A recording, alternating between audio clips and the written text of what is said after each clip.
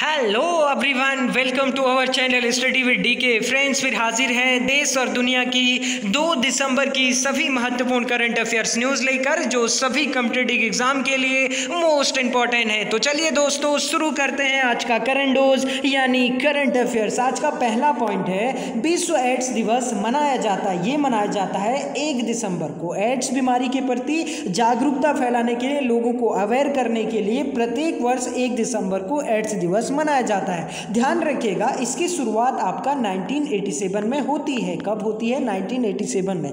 WHO world health organisation यानी विश्व स्वास्थ्य संगठन, जिसकी स्थापना होती है आपका 7 अप्रैल 1948 को।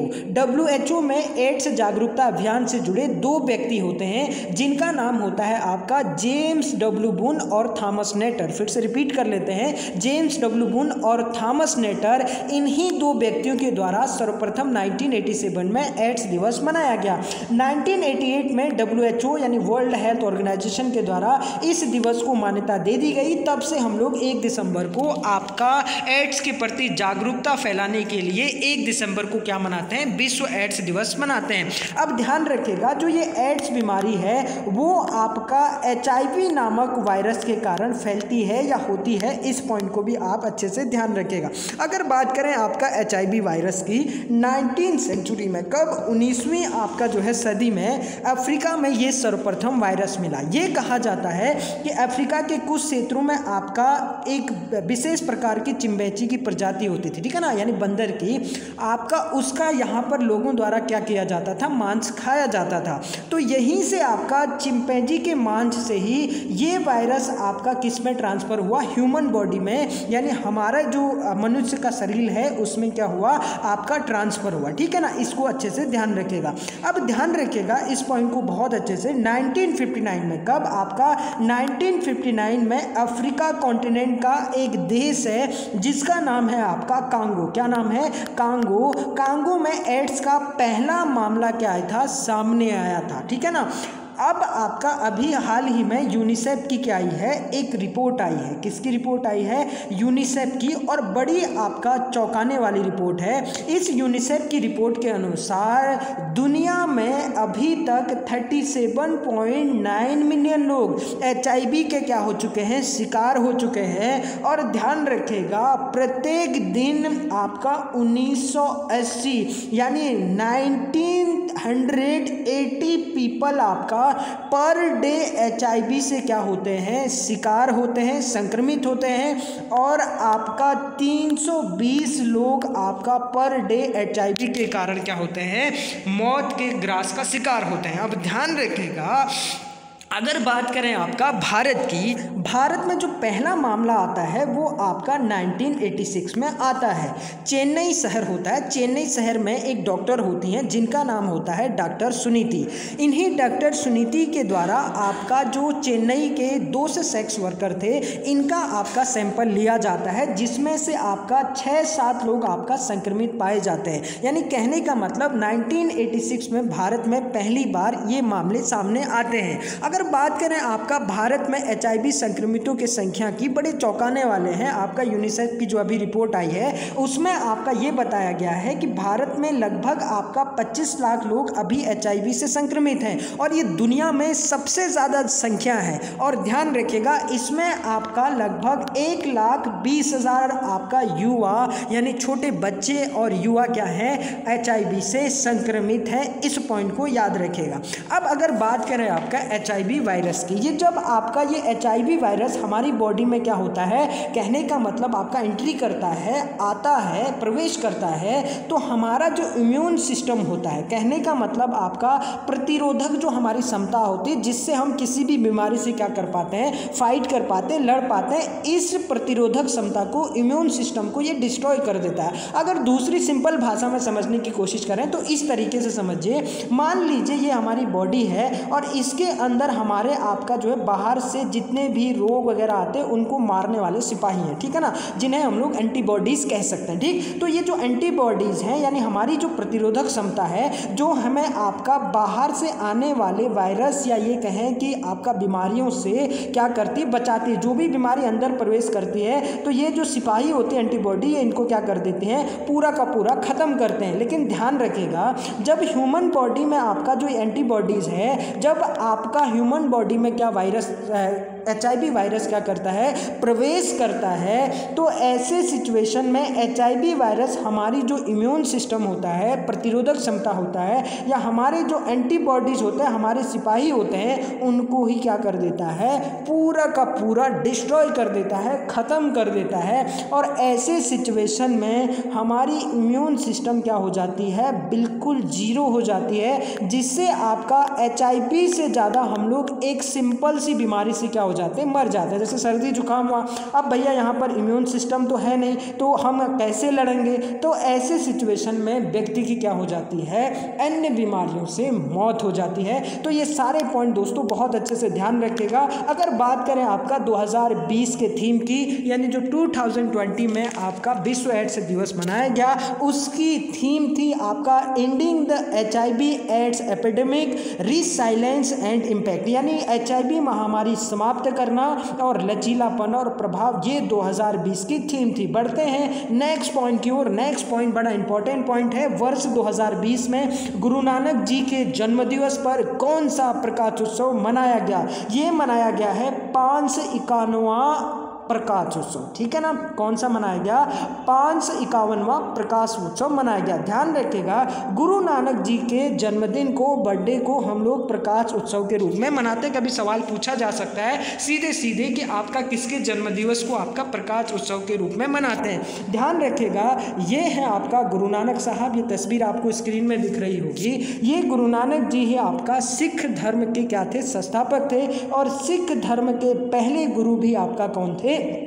यही गुरु नानक जी थे। ध्यान रखिएगा, इनका जन्म होता है 1469 में। कब होता है? 1469 में इनका जन्म होता है ननकाना साहिब, पाकिस्तान में। कहाँ होता है? ननकाना साहिब, पाकिस्तान में। यहीं पर दोस्तों एक बहुत ही फेमस गुरुद्वारा है, जिसे हम लोग ननकाना साहिब गुरुद्वारा के नाम से जानते हैं। और ध्यान रखिएगा, इस गुरुद्वारे का निर्माण किया शेर पंजाब, यानी आपका महाराजा रणजीत सिंह, जिन्हें हम लोग शेर पंजाब के नाम से जानते हैं। इस पॉइंट को भी अच्छे से ध्यान रखिएगा। अगर बात करें इनकी मृत्यु की, तो इनकी मृत्यु होती है आपका 1538 में। कब होती है? 1538 में, करतारपुर में। अब दोस्तों कुछ दिन पहले मैंने आपको करतारपुर कॉरिडोर के बारे में आपका बहुत अच्छे से जानकारी दी थी। ये है आपका अपने इंडिया का मैप। अब इंडिया के अगर हम लोग आपका कहाँ जाएं, यानी वेस्टर्न साइड में जाएं, पश्चिमी क्षेत्र में जाएं, तो ये है आपका राजस्थान। राजस्थान के ठीक ऊपर आपका क्या है?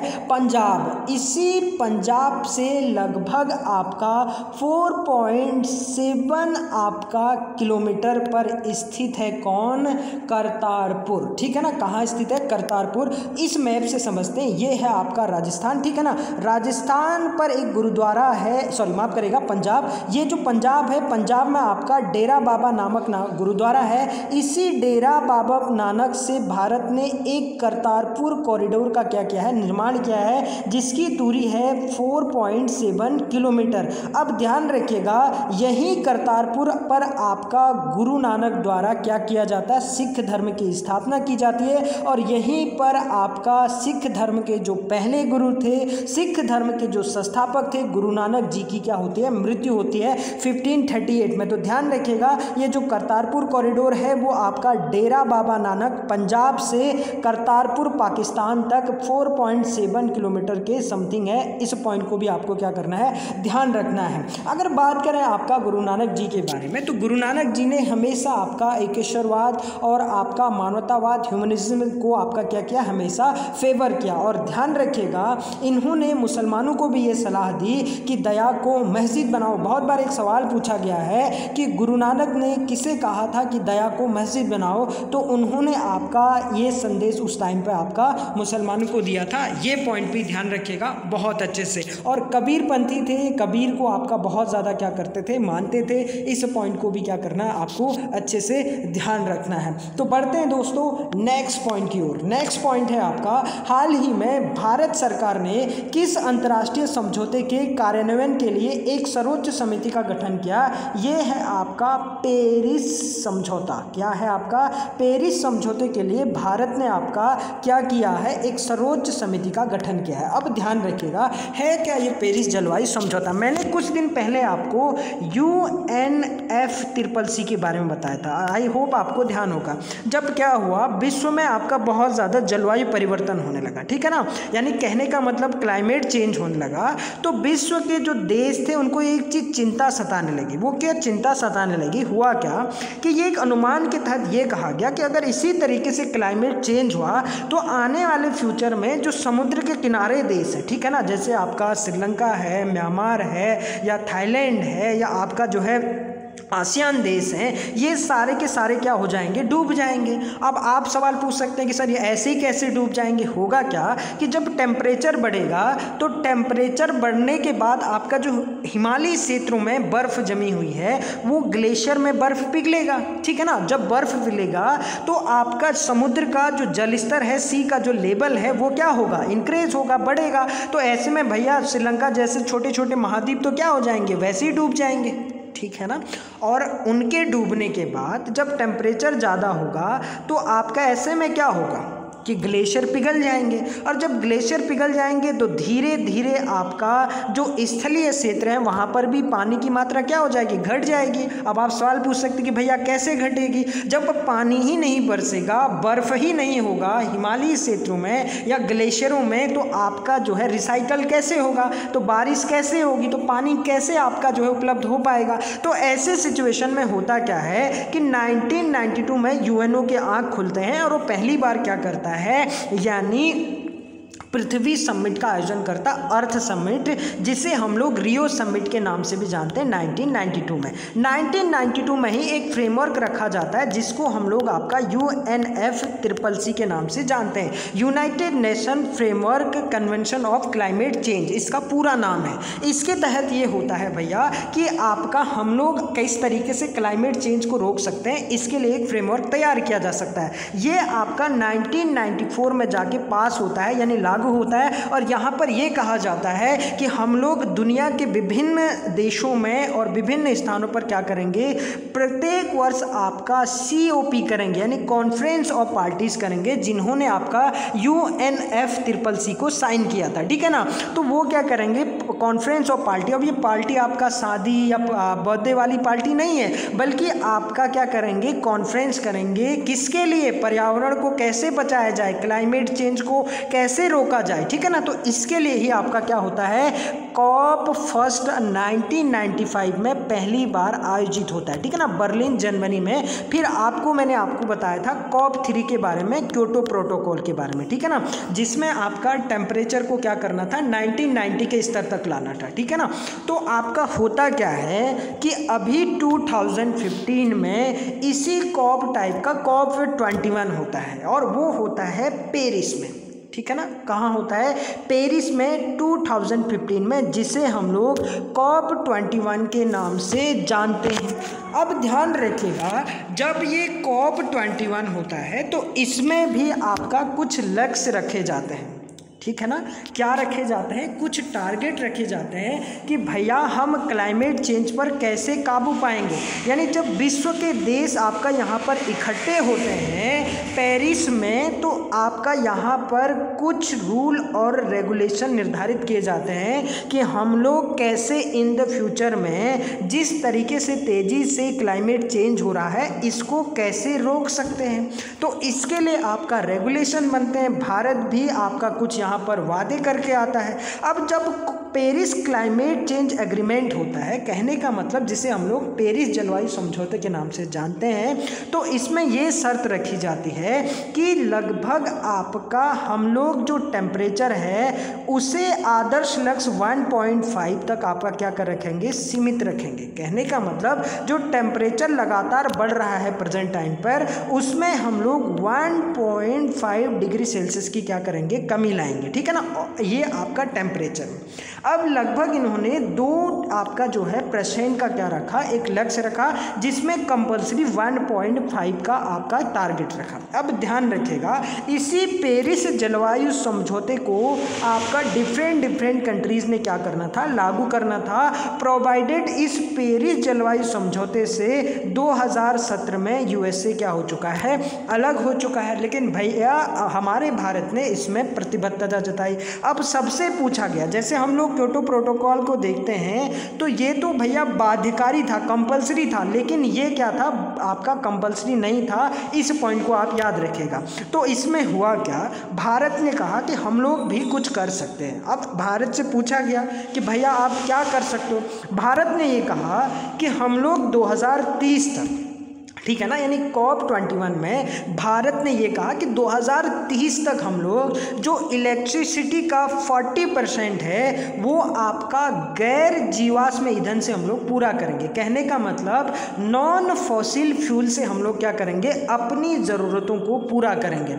अब आपका भैया फिर पूछा गया कि कैसे आप इससे पूर्ति करोगे। उन्होंने कहा कि हम नवीकरणीय यानी रिन्यूएबल एनर्जी को क्या करेंगे, सपोर्ट करेंगे, और उसमें आपका हम लोग यानी सोलर एनर्जी को सपोर्ट करेंगे। ठीक है ना, और उसमें आपका जो है विंड एनर्जी को सपोर्ट करेंगे। ठीक है ना, तो इस तरीके से भारत ने आपका यहाँ पर कुछ प्रॉमिस किए, और साथ में भारत ने ये भी कहा कि हम लोग आपका जो हमारी पॉल्यूशन इंटेंसिटी है उसको 30 से 35% आपका कम करेंगे। 2005 के लेवल तक उसको हम लोग क्या करेंगे, उससे भी कम आपका जो है स्तर पर लाएंगे। कहने का मतलब भारत ने जो रेफरेंस दिया आपका प्रदूषण का वो 2005 से कम का दिया। अब ध्यान रखिएगा, इसका मतलब ये है कि अभी हम लोग जितना प्रदूषण फैलाते हैं, ठीक है ना, जितना भी हम लोग पॉल्यूशन करते हैं, वो पॉल्यूशन करने वाली गैसों में हम लोग 2005 के लेवल तक उनको ले आएंगे, और उसमें हम लोग 30 से 35% की क्या करेंगे, कमी लाएंगे। अब भैया भारत के सामने एक चुनौती थी कि हम इससे कैसे कमी लाएंगे। तो भारत ने कहा कि हम लोग आपका जो है कार्बन सिंक का निर्माण करेंगे। अब ये कार्बन सिंक क्या होता है, एक्चुअली में जो 2.5 से लेकर 3 बिलियन CO2 को आपका अवशोषण करने का प्रॉमिस आपका COP21 में हम लोग यानी पेरिस जलवायु समझौते में करके आए थे। तो आपका उसके अवशोषण करने के लिए भारत ने कहा कि हम लोग आपका पेड़ पौधे लगाएंगे, और आपका CO2 के यानी कार्बन डाइऑक्साइड के अवशोषण करने के लिए जो पेड़ पौधे लगाए जाते हैं उसी को आपका क्या कहा जाता है, कार्बन सिंक। क्योंकि भैया अगर हम पेड़ लगाएंगे, हमारे पास बहुत ज़्यादा क्या हो जाएंगे, पेड़ हो जाएंगे, तो ऐसे में जो हम लोग कार्बन का उत्सर्जन करेंगे या CO2 का उत्सर्जन करेंगे तो वो आपका पेड़ पौधे क्या कर लेंगे, सोख लेंगे। तो इसी को कहा जाता है आपका कार्बन सिंक। तो इसी को लागू करने के लिए यानी जो हमने पेरिस क्लाइमेट चेंज एग्रीमेंट में जो साइन किया था, जलवायु समझौते में हमने जो साइन किया था, जो वादे किए थे, उसी को लागू करने के लिए हमने अभी क्या कर रखा है, एक सर्वोच्च समिति का गठन कर रखा है। आई होप दोस्तों ये सारी की सारी बातें आपको समझ में आई होगी। बहुत इंपॉर्टेंट क्वेश्चन है और आपका प्री की दृष्टि से भी, और कभी दोस्तों स्टेट PCS में भी आपका जो है इस तरीके के सवाल पूछे जा सकते हैं कि पेरिस जलवायु समझौते में भारत के प्रमुख जो आपका जो है वादे थे वो क्या थे। ठीक है ना, तो बढ़ते हैं दोस्तों नेक्स्ट पॉइंट की ओर। नेक्स्ट पॉइंट है आपका बड़ा इंपॉर्टेंट है, हाल ही में बोको हराम नामक, अब ये बड़ा इंपॉर्टेंट है, नामक आतंकवादी संगठन चर्चाओं में था। यह किस देश से संबंधित है, ये है आपका नाइजीरिया से। अब ये क्यों चर्चाओं में है, पूरी की पूरी कहानी को समझते हैं। सबसे पहले तो ध्यान रखिएगा, ये आपका एक द्वीप है, या ये कहें कॉन्टिनेंट है, सॉरी, एक कॉन्टिनेंट है, महाद्वीप है जिसका नाम है अफ्रीका, ठीक है ना। इस अफ्रीका को हम लोग अंध महाद्वीप के नाम से जानते हैं, ठीक है ना। इसी अंध महाद्वीप यानी अफ्रीका से आपका तीनों रेखा गुजरती है जिसे हम लोग लैटिट्यूड बोलते हैं, ठीक है ना, कर्क, मकर और भूमध्य रेखा, ठीक है ना।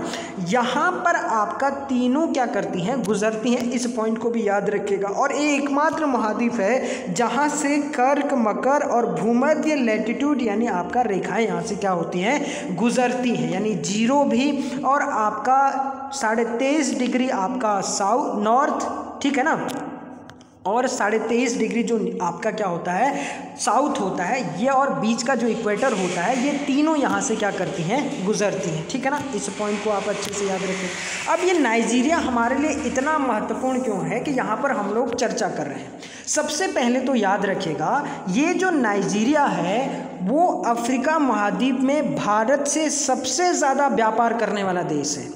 और अब आप कहेंगे कि भैया व्यापार किस चीज़ का होता है, ध्यान रखिएगा, नाइजीरिया टॉप 10 तेल उत्पादकों में से, यानी जो टॉप 10 सबसे ज़्यादा तेल का उत्पादन करते हैं उसी में से एक देश है आपका नाइजीरिया। और आपका हम लोग नाइजीरिया से तेल का क्या करते हैं, आपका आयात करते हैं। और इसी वजह से भारत का नाइजीरिया के साथ ट्रेड डेफिसिट है। ट्रेड डेफिसिट का मतलब होता है व्यापार घाटा, जिसमें हम लोग आपका क्या करते हैं, लेते ज़्यादा है, कहने का मतलब आपका जो है आयात ज़्यादा करते हैं और नाइजीरिया को निर्यात कम करते हैं, तो इसी को बोलते हैं ट्रेड डेफिसिट, जहां आपका हमारा आयात ज़्यादा हो और निर्यात क्या हो, कम हो। इस पॉइंट को भी आप याद रखिएगा। तो इसी ट्रेड डेफिसिट को घटाने के लिए भारत में आपका जो है एक राइफल होती है जिसका बड़ा फेमस नाम है इंसास राइफल, ठीक है ना। इसी इंसास राइफल को आपका जो है बेचने का समझौता हुआ था ताकि इस ट्रेड डेफिसिट को क्या किया जा सके, कम किया जा सके। अब ध्यान रखिएगा, ये तो रहा आपका नाइजीरिया, इसे आपका छोटा मैप में देख लेते हैं, ठीक है ना। अब कभी भी आपका मैप पढ़ने का एक ही पैटर्न होता है, ठीक है ना। अब यह देखिए, ये है आपका नाइजीरिया का दक्षिणी क्षेत्र, यानी कहने का मतलब आपका जो है साउथ, और ये है आपका नदर्न इलाका। बहुत आपका जो है लंबे समय तक यहाँ पर जो आपका साउदर्न क्षेत्र है यानी साउथ वाला, दक्षिण वाला इलाका है, यहाँ पर किसका कब्जा रहा, ब्रिटिशर्स का शासन रहा। और यहाँ पर ये जो साउथ वाला इलाका है, यहाँ आपका 47% ईसाइयों की क्या है, आबादी है। अगर बात करें आपका ये ऊपर वाला क्षेत्र, उत्तरी वाला क्षेत्र, यहाँ पर इस्लाम धर्म को मानने वाले लोग हैं, यानी नाइजीरिया से जिनका ओरिजिन हुआ वो व्यक्ति आपका कहाँ पर रहते हैं, नदर्न यानी आपका उत्तरी इलाके में। अब ध्यान रखिएगा, यहाँ पर ब्रिटिशर्स के होने के कारण, यानी जो ये सदर्न इलाका है, साउथ दक्षिण वाला इलाका है, ब्रिटिशर्स के होने के कारण यहाँ पर डेवलपमेंट बहुत ज़्यादा हुआ है, जबकि यहाँ पर डेवलपमेंट ना के बराबर हुआ है पहले से ही, और अभी भी यहाँ पर बहुत ज़्यादा क्या है, गरीबी है। तो आपका यहाँ पर लंबे समय से, यानी कहने का मतलब नाइजीरिया में जो लड़ाई थी नदर्न और आपका साउदर्न में, यानी साउथ और नॉर्थ एरिया में, वो लड़ाई थी आपका अमीरी और गरीबी को लेकर, क्योंकि ये जो आपका जो है दक्षिणी इलाका था, सदर्न इलाका था, वो काफ़ी डेवलप था, यहाँ के लोग अमीर हैं अभी भी, और जो ऊपर वाला आपका उत्तरी इलाका है ये आपका अभी भी क्या है, बहुत ही ज़्यादा गरीब है। तो ये लड़ाई आपका लंबे समय से थी, और आपका होता क्या है, जो बोको हरम होता है, ये नदर्न आपका जो है जो क्षेत्र है, इसकी लड़ाई में आपका चेहरा बनता है। कहने का मतलब जो बोको हरम है ये उत्तरी क्षेत्र का क्या करने लगता है, नेतृत्व करने लगता है, ठीक है ना। इस पॉइंट को आप अच्छे से याद रखिएगा। अगर बात करें हम लोग बोको हरम की, तो बोको हरम का अर्थ ही यही है कि पश्चिमी शिक्षा क्या है, फॉरबिडन है, यानी हराम है, ठीक है ना। वो पश्चिमी शिक्षा को बहुत ज़्यादा क्या करते हैं, क्रिटिसाइज करते हैं, ठीक है ना। और पश्चिमी शिक्षा के खिलाफ ही इस संगठन का क्या होता है, ओरिजिन होता है। सबसे पहले आप अच्छे से ध्यान रखिएगा। अब आपका अभी के रिसेंट की घटना पर आते हैं, ठीक है ना। ये देखिए, आपको डेड बॉडी दिख रहे होंगे, ये है आपका 110 किसान की डेड बॉडी, जो आपका किस क्षेत्र के थे, इसी आपका उत्तरी क्षेत्र के किसान थे, ठीक है ना।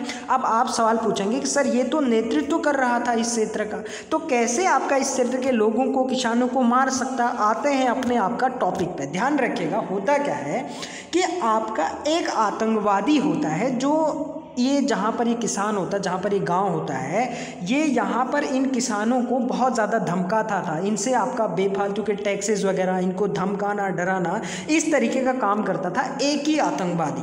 अब होता क्या है कि आपका ये जो किसान होते हैं अपने गांव में इसको आपका पकड़ लेते हैं, ठीक है ना, पकड़ लेते हैं एक आपका बोको हराम के आतंकवादी को, ठीक है ना। जब पकड़ते हैं तो ये भी भैया आपका इसको क्या कर लेते हैं, कैद कर लेते हैं। लेकिन ये कैद से क्या होता है, भाग हो जाता है। यानी कहने का मतलब कुछ दिन बाद किसी न किसी तरीके से ये यहाँ से आपका भाग जाता है। और जब ये भाग जाता है तो ये बोको हराम के जो आतंकवादी होते हैं उनको ये कहानी बताता है कि मुझे आपका वहाँ पर उस गांव में किसानों के द्वारा क्या किया गया, बंधक बनाया गया।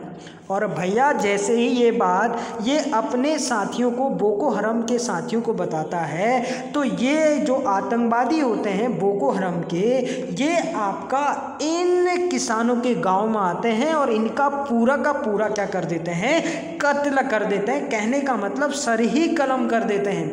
और अभी आपका इसे 2020 का सबसे खतरनाक हमला बताया गया है। इस चीज़ को ध्यान रखिएगा। ये जो बोको हराम है इसे 2013 में आपका आतंकवादी संगठन घोषित कर दिया गया था और 2002 में आपका ये इस्टेब्लिश होता है।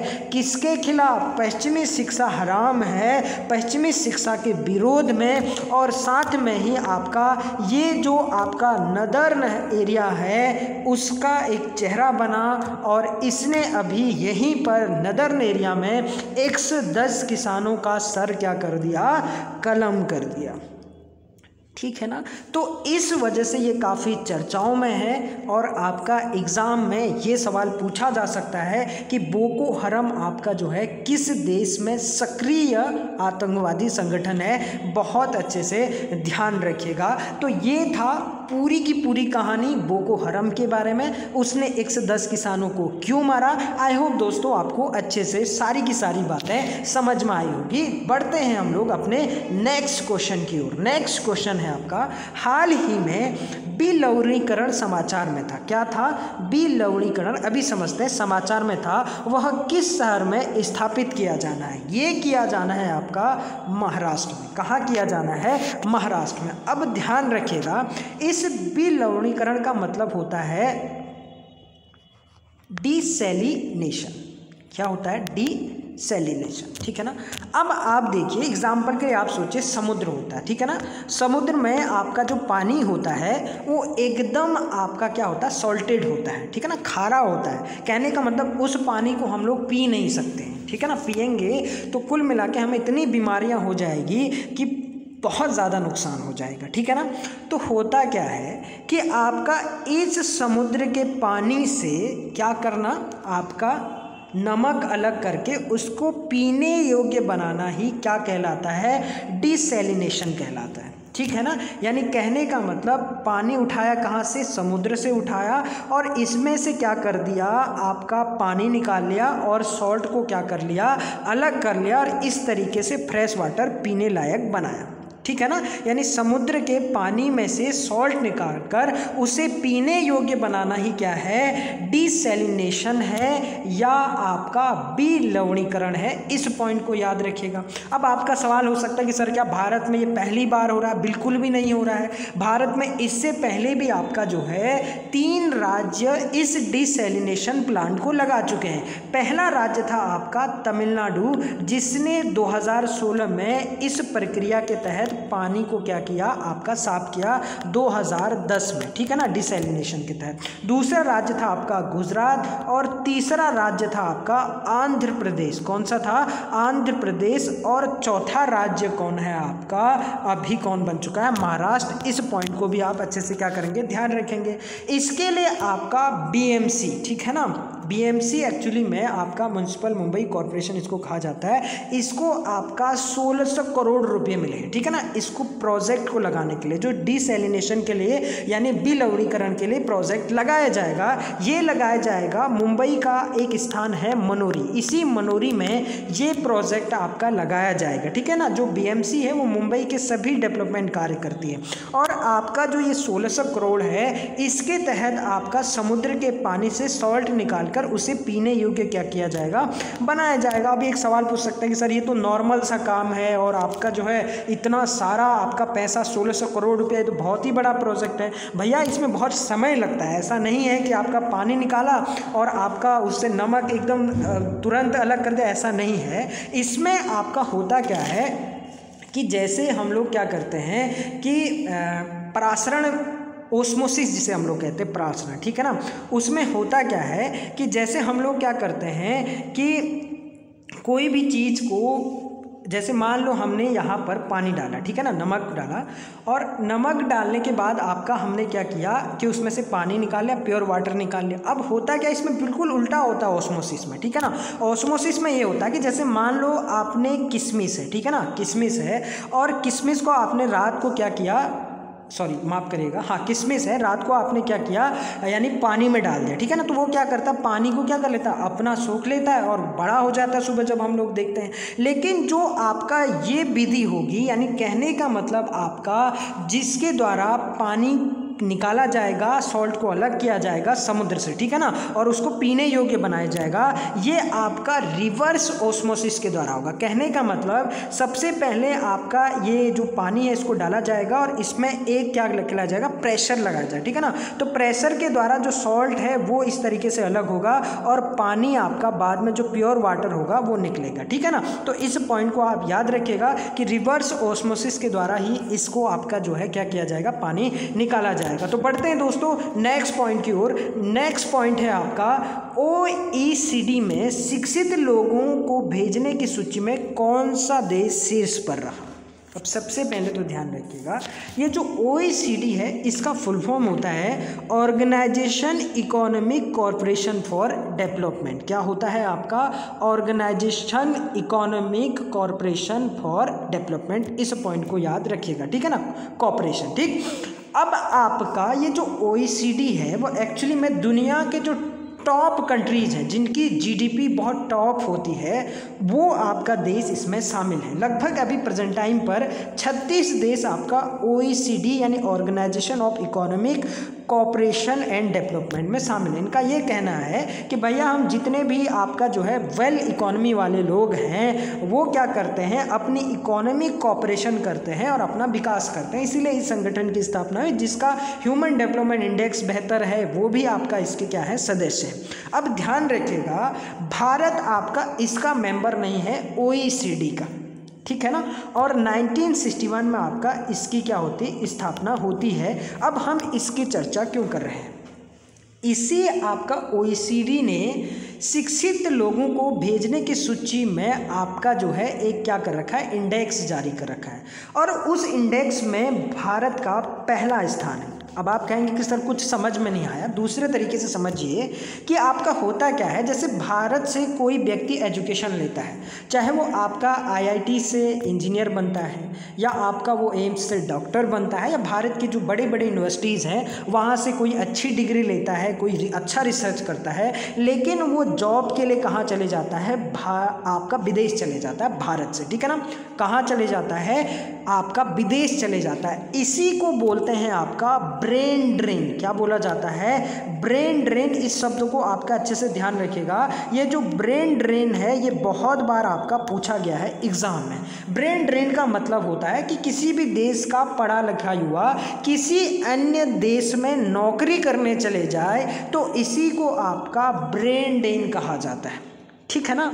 और आपका ऐसे मामले में जो शीर्ष स्थान है वो है आपका अपने भारत का, यानी यहाँ से जो पढ़े लिखे युवा हैं वो सबसे ज़्यादा बाहर यानी विदेशों में नौकरी करने जाते हैं। और ये जो आपका OECD है यानी organisation of economic cooperation and development है, यहाँ पर जाते हैं। जैसे USA, Canada, Australia, England, New Zealand, इन क्षेत्रों में भारत के जो युवा है वो आपका नौकरी करने के लिए जाते हैं। इस पॉइंट को याद रखिएगा। इसमें पहला स्थान तो किसका है? अपने इंडिया का। दूसरा स्थान है अपने पड़ोसी देश चाइना का, इस पॉइंट को भी याद रखिएगा। और तीसरा स्थान है आपका फिलीपींस का। और इन देशों से आपका यानी जो लोग हैं, जो स्टूडेंट हैं, पढ़े लिखे लोग हैं, वो आपका बाहर जाते हैं। और ये कहा गया है कि साल में 120 मिलियन लोग आपका बाहर क्या करते हैं? जॉब्स के लिए जाते हैं। और 120 मिलियन में से 30% आपका भारतीय होते हैं, ठीक है ना। तो इस सारे पॉइंट को दोस्तों अच्छे से याद रखिएगा। बढ़ते हैं हम लोग अपने नेक्स्ट पॉइंट की ओर। हाल ही में जारी US एयर क्वालिटी इंडेक्स के अनुसार कौन सा शहर दुनिया का सबसे प्रदूषित शहरों की सूची में सबसे ऊपर है? अब ध्यान रखिएगा, ये है आपका पाकिस्तान का लाहौर। अब यहाँ पर आप खुश हो गए होंगे कि भैया लाहौर की बात आ रही तो पाकिस्तान कोई बात नहीं, लेकिन अपना इंडिया भी पीछे नहीं है। इंडिया का स्थान है आपका सेकंड पर। किस पर है आपका? सेकंड पर, जहाँ पर आपका इसको जो एयर क्वालिटी इंडेक्स में नंबर दिया गया है वो दिया गया है आपका 263 और लाहौर को दिया गया है 463। समझ रहे? अब देखते हैं आपका, ये देख सकते हैं आप इंडेक्स वैल्यू, ठीक है ना। 0 से 50 में आपका गुड है, वहाँ पे कोई प्रॉब्लम नहीं है। 51 से 100 में आपका मॉडरेट है, ज़्यादा प्रॉब्लम नहीं है। 101 यानी आपका 101 से 150 तक आपका अनहेल्दी है फॉर सेंसिटिव ग्रुप, जो उनको प्रॉब्लम है, ठीक है ना। 151 से 200, ठीक है ना, ये है आपका, ये भी बहुत अनहेल्दी है। और आपका 201 से 300 के बीच में वेरी अनहेल्दी है।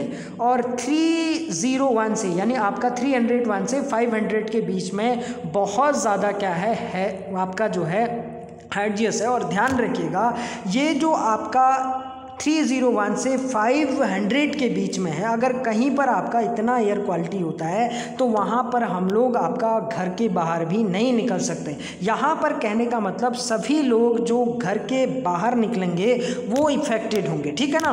तो इस तरीके से उसने आपका इंडेक्स दे रखा है कि 0 से 50 के बीच में आपका ज़्यादा दिक्कत नहीं होगी, नो का ज़्यादा रिस्क नहीं है। 100 में आपका उन्हीं लोगों को प्रॉब्लम होगी जो ऑलरेडी क्या है आपका जो है किसी ना किसी बीमारी से पीड़ित हैं। आपका जो है 100 से 151 में आपका जो सेंसिटिव ग्रुप है और आपका उन पर ज़्यादा इफेक्ट होगा। और आपका जो है ये नॉर्मल से इफेक्टिव, बहुत ज़्यादा आपका इफेक्ट नहीं पड़ेगा, ठीक है ना। तो आपका लेकिन 151 से 200 के बीच में आपका प्रॉब्लम्स बहुत हो सकती हैं, ठीक है ना। जबकि 201 से 300 के बीच में आपका यानी बहुत ज़्यादा इससे क्या होता है इफेक्ट हो सकते हैं। लेकिन भैया जो हैजियस है यानी 301 से 5000 तक है, इसमें आपका बहुत ज़्यादा क्या हो सकती है प्रॉब्लम हो सकती है। तो भारत जो है वो आपका वेरी अनहेल्दी में है। जबकि अगर लाहौर की बात करें तो हैजार्डस है। इस पॉइंट को आप अच्छे से ध्यान रखिएगा। तो इसमें भारत का जो दिल्ली है दूसरा है। और इस इंडेक्स के अनुसार आपका जो पहला स्थान है वो पाकिस्तान का लाहौर का है। तो बढ़ते हैं दोस्तों नेक्स्ट पॉइंट की ओर। नेक्स्ट पॉइंट बड़ा इंपॉर्टेंट है। हाल ही में किस योजना के तहत असम सरकार ने महिलाओं को प्रत्येक महीने 830 रुपये देने का प्रावधान किया है? ये किया है आपका अरुणोदय परियोजना के तहत असम सरकार के द्वारा।